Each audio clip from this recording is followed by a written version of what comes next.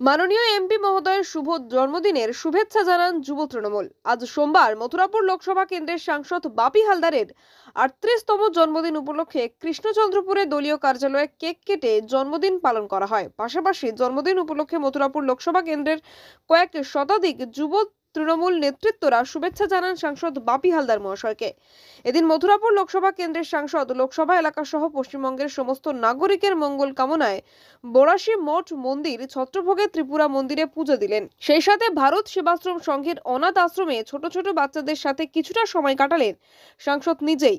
তাদেরকে নিজের হাতে খাবার পরিবেশন করলেন এবং খাইয়ে দিলেন। এদিন মথুরাপুর ১ নম্বর যুব তৃণমূল কংগ্রেসের সভাপতি রাজু পুরকাইত বলেন, আমাদের সাংসদের জন্মদিন, সেই উপলক্ষে আমরা বার্থডে সেলিব্রেশন করলাম। আমাদের যুবকদের পক্ষ থেকে মাননীয় সাংসদ বাপি হালদারকে দীর্ঘায়ু কামনা করছি, তিনি দীর্ঘজীবী হোক। আমাদের সবার প্রিয় যুব তৃণমূল কংগ্রেসের আইকন আমাদের সাংসদ বাপি হালদার মহাশয়ের আজকে শুভ জন্মদিন। আমরা তার সেই সেলিব্রেশন আমরা পঞ্চায়েত এই অফিসেই করলাম, সংসদ অফিসেই।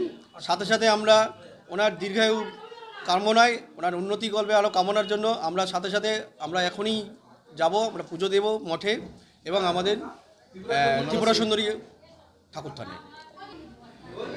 আমরা জন্মদিন পালন করলাম, সাথে সাথে আমরা দাদা যাতে যেভাবে আমাদের মধ্যে, যেভাবে আমাদের পুরো সংসদ এলাকায় যেভাবে কাজ করছেন পুরো জেলা এলাকায়, সেভাবে আমরা দাদার সাথে থাকব। দাদা আরও এগিয়ে যাক, দাদার সাথে আমরা থাকব। আমাদের জনগণ যুব কমিটিও থাকবে, যুব টিম টোটাল এগিয়ে যাবে। আর দাদা যাতে আরও উন্নতি করতে পারে সেদিকে আমরা তার সাথে থাকব।